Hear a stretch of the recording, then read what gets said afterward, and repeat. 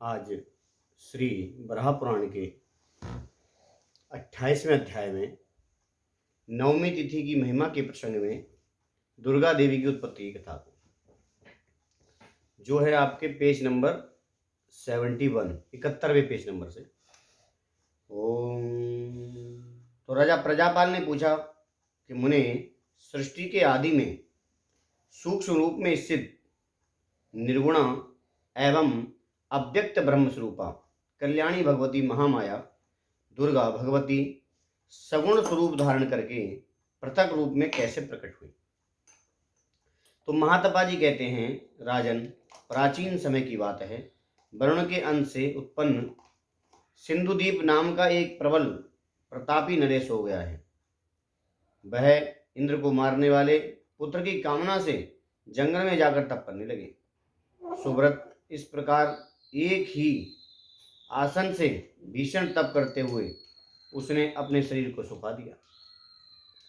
तो राजा प्रजापाल ने पूछा, द्विजवर, उसका इंद्र ने कौन सा अपकार किया था, मतलब बुरा कार्य कुछ ऐसा कौन सा किया था जिससे वह उसको मारने वाले पुत्र की इच्छा से तप कर रहे थे। तो महातपा जी कहते हैं, राजन, सुंदरदीप पिछले जन्म में विश्वकर्मा का पुत्र नमुची नामक दैत्य था, जो वीरों में प्रधान था। वह संपूर्ण शास्त्रों द्वारा अवध्य था, अतः इंद्र द्वारा जल के फेन से उसकी मृत्यु हुई थी। तो युद्ध के अंत में इंद्र ने उसे जल के फेन से मारा था। तो वही पुनः ब्रह्मा जी के वंश में सुंदरदीप के नाम से उत्पन्न हुआ और इंद्र के उसी बैर को स्मरण कर वह अत्यंत कठिन तपस्या करने के लिए बैठ गया। यहाँ थोड़ी समझने की बात भी है कि पिछले जन्मों के कारण, बैर के कारण यहाँ पर उसने ऐसा किया है, ना कि उसके इस जन्म में ऐसा हुआ। तो यहाँ एक बात सिद्ध हो जाती है कि जिसे अपने पूर्व जन्म का स्मरण याद रहता है और जो भाई वीरवान होते हैं, अधिक धैर्यवान होते हैं, जो भगवान में श्रद्धा विश्वास रखते हैं या इत्यादि जो कुछ भी है, तो उसके अनुसार लोगों को याद रहता है। तो इस प्रकार बहुत समय बीत जाने पर पवित्र नदी वेत्रवती मध्य प्रदेश की बेतवा नदी ने अत्यंत सुंदर मानुषी स्त्री का रूप धारण कर एवं अनेक अलंकारों से सज धज कर सुंदरदीप जहाँ बैठकर महान तप कर रहा था वहीं पहुंच गई। तो उस सुंदरी स्त्री को देखकर राजा का मन क्षुब्ध हो उठा, अतः उसने पूछा, सुंदरी कटी भाग वाली भामिनी, तुम कौन हो? सब सच्ची बात बताने की कृपा करो। तो नदी ने उत्तर दिया, मेरा नाम बेत्रवती है। वेदवती? हाँ, वेदवती नहीं, बेत्रवती, बेतवा जो नदी है ना, बेतवा कहते हैं। मेरे मन में आपको प्राप्त करने की इच्छा हो गई है, अतः मैं यही यहाँ आ गई हूँ।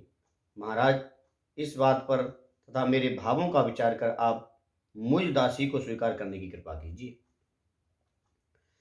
तो राजन, वेत्रवती के इस प्रकार कहने पर राजा सिंधुदीप ने भी उसे स्वीकार कर लिया।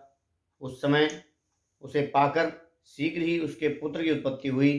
तो उस बालक में 12 सूर्यों जैसा तेज था।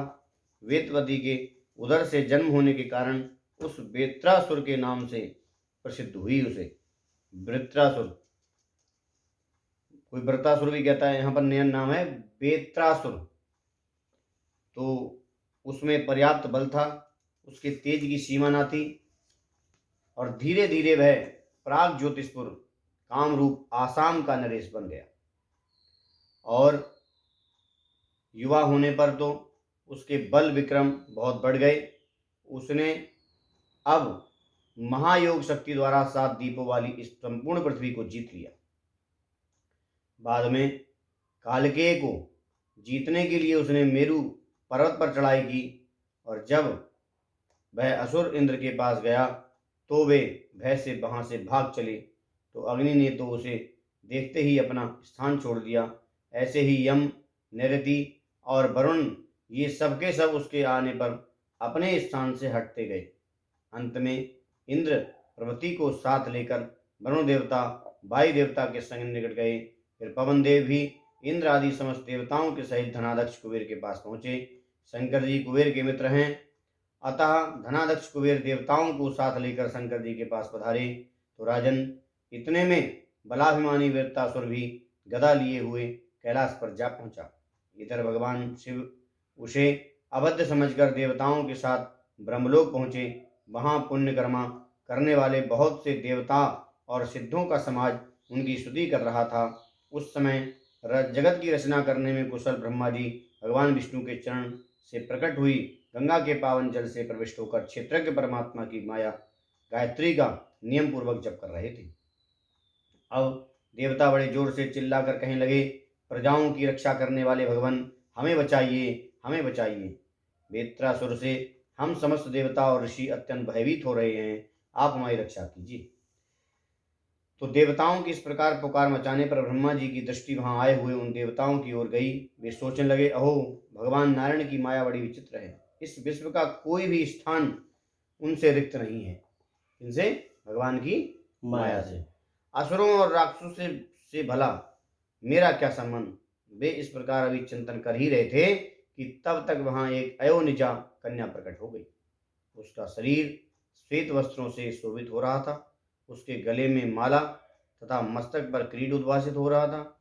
उसकी कांति अत्यंत उज्ज्वल थी तथा उसकी 8 भुजाएं थीं, जिनमें क्रम से शंख, चक्र, गदा, पाश, शक्ति, तलवार, घंटा और धनुष ये दिव्य आयुध सुशोभित हो रहे थे। वह देवी त्रिणीर आदि अन्य सभी युद्धोपकरणों से सुसज्जित होकर जल से बाहर निकल पड़ी। वह महायोगी ईश्वरी पराब्रह्म परमात्मा की शक्ति सिंह पर असमासीन थी। अब सहसा वह अनेक रूप धारण कर सभी असुरों के साथ युद्ध करने लगी। उस देवी में अपार शक्ति थी। उसके पास बहुत से दिव्य अस्त्र थे।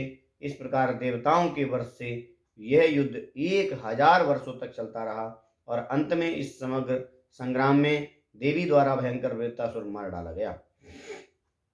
अब देवताओं की सेना में बड़े जोर से आनंद की ध्वनि होने लगी। उस दैत्य की मृत्यु हो जाने पर सभी देवता युद्धभूमि में ही भगवती आपकी जय हो, आपकी जय हो कहकर स्तुति प्रणाम करने लगे। साथ ही भगवान शंकर ने उनकी इस प्रकार स्तुति की। भगवान शंकर कहते हैं, महामाये, महाप्रभे, गायत्री देवी आपकी जय हो। महाभागे, आपके सौभाग्य, बल, आनंद सभी असीम हैं। दिव्य एवं गंध आदि अनुलेपन आपके श्री अंगों की शोभा बढ़ाते हैं। परम नंदमयी देवी, दिव्य मालाएं एवं गंध आपके श्री विग्रह की छवि बढ़ाते हैं। महेश्वरी, आप वेदों की माता हैं। आप ही वर्णों की मातृका हैं। आप तीनों लोकों में व्याप्त हैं। तीनों अग्नियों में जो शक्ति है वह आपका ही तेज है। त्रिशूल धारण करने वाली देवी, आपको मेरा नमस्कार है। देवी, आप त्रिनेत्रा, भीमभक्त्रा और भयानका आदि अर्थानुरूप नामों से व्यवहत होती हैं, जानी जाती हैं। आप ही गायत्री हैं, आप ही सरस्वती हैं और आपके लिए हमारा नमस्कार है। अंबिके, आपकी आंखें कमल के समान हैं। आप महामाया हैं। आपसे अमृत की वृष्टि हो रही है। सर्वांगे, आप संपूर्ण प्राणियों के अधिष्ठात्री हैं। स्वाहा और सुधा आपकी ही प्रकृतियां हैं, अतः आपको मेरा नमस्कार है। महान दैत्यों का दलन करने वाली देवी, आप सभी प्रकार से परिपूर्ण हैं। आपके मुख की आभा पूर्ण चंद्रमा के समान है। आपके शरीर से महान तेज छिटक रहा है। आपसे ही ये सारा विश्व प्रकट होता है। आप महाविद्या हैं और महावेद्या हैं। आनंदमयी देवी, विशिष्ट बुद्धि का आपसे ही उदय होता है। आप समय अनुसार लघु एवं बृहद शरीर भी धारण कर लेती हैं। महामाये, आप नीति, सरस्वती, पृथ्वी एवं अक्षर रूपा भी हैं। देवी, आप श्री, धी एवं ओमकार स्वरूपा हैं। परमेश्वरी, तत्व में विराजमान होकर आप अखिल प्राणियों का हित करती हैं। आपको मेरा बारंबार नमस्कार। राजन, इस प्रकार परम शक्तिशाली भगवान शंकर ने उन देवी की स्तुति की और देवता लोग भी बड़े उच्च स्वर से उन परमेश्वरी की जय ध्वनि करने लगे। अब तक ब्रह्मा जी जल में जप ही कर रहे थे। अब जब जय ध्वनि उन्हें श्रवण गोचर हुई तो वे जल से बाहर निकले और देखा परम कुशल देवी संपूर्ण कार्य संपन्न करके सामने विराजमान हैं। अब उन्होंने ये तो भली भांति जान लिया कि देवताओं का कार्य सिद्ध हो गया है, परंतु भविष्य के कार्य को परिलक्ष्य पर उन्होंने ये वचन कहे। ब्रह्मा जी बोले, देवताओं, अनुपम अंगों से शोभा पाने वाली ये देवी अब हिमालय पर्वत पर पधारें और आप लोग भी अब तुरंत वहां चलकर आनंद से रहें।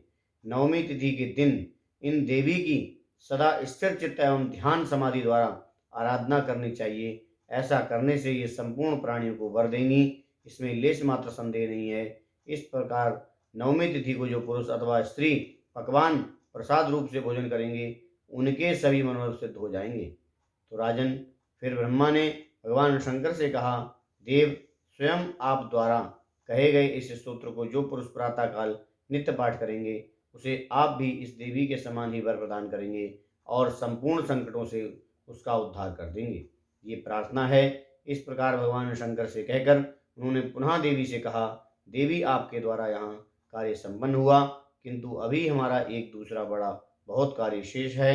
वह ये कि आगे महिषासुर नाम का एक राक्षस उत्पन्न होगा जिसका विनाश भी आपके द्वारा ही संभव है। इस प्रकार राजन, इस प्रकार कहकर ब्रह्मा जी तथा संपूर्ण देवता देवी को हिमालय पर्वत पर प्रतिष्ठित कर यथास्थान पर स्थित हो गए। तो हिमवान पर्वतराज आनंद से विराजने के कारण उनका नाम नंदा देवी भी हुआ है। जो व्यक्ति भगवती के इस प्रकट होने की कथा को स्वयं पढ़ेगा अथवा सुनेगा वह संपूर्ण पापों से मुक्त होकर केवल मोक्ष का अधिकारी बन जाएगा। बोल गौरी माता की जय। माइस्चियाँ जोता वाली माता तेरी सदा ही जय।